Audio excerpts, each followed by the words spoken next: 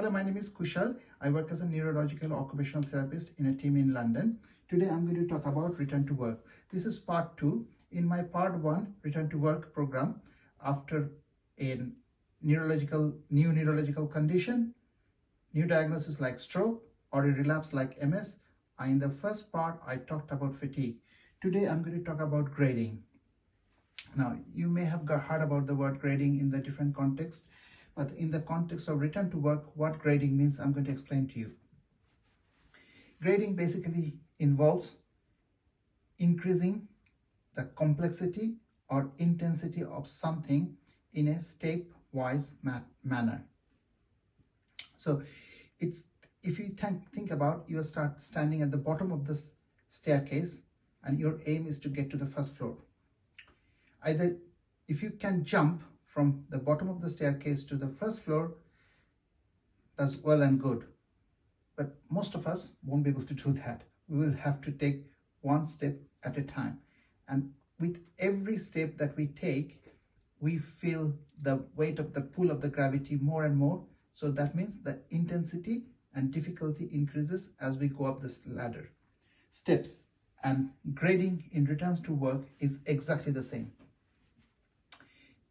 If you have encountered a neurological condition and you haven't been able to go back to work for a while and you are planning to go back to work, it's a great time because you would be very enthusiastic about return to work, because that brings not only the financial freedom but also a degree of normality. So it is a great time. But from my experience of the hundreds of patients I've seen in across different settings, is that careful planning of return to work program is absolutely crucial to make it successful. So if you have an occupational health department, please get them involved. Please ask them for advice and ask them to reasonable workplace adjustments if that is allowed within your organization or in your country.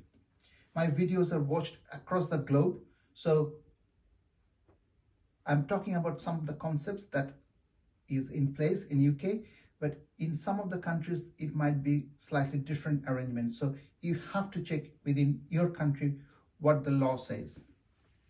So as part of the grading process, think about, instead of returning to working full-time in your original job, think about gradually getting back into the swing of the things.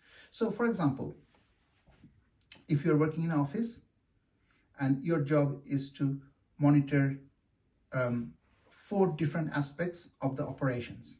So as part of the grading, first of all, I would recommend go back maybe 1 hour or 2 hours depending on your tolerance levels. Please watch my fatigue video.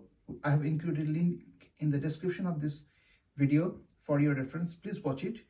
But if you can manage 1 or 2 hours, and instead of looking at all the 4 areas, if you focus on only one area, so that means you are making the difficulty of your work less, so that through that grading process you gradually build up your tolerance level, and this way you are likely to be more successful in your return to work program. You will feel confident, your employer will gain confidence in your capability. So altogether it's a win-win situation for everybody. So please think about in your workplace how you can grade the activities, how you can increase. And to start with, it might be that instead of you doing it, somebody else is doing the job and you are just sitting next to them to monitor how they are doing. And then as you get confidence, as you grow your confidence levels, you might want to do a little bit along with that person, so that you know that you are not making any mistakes. So think about this kind of scenarios. I can't cover everything, but I've just given you some idea. Please have a look, have a think before you return to work. Thanks for watching my video. I wish you all the best.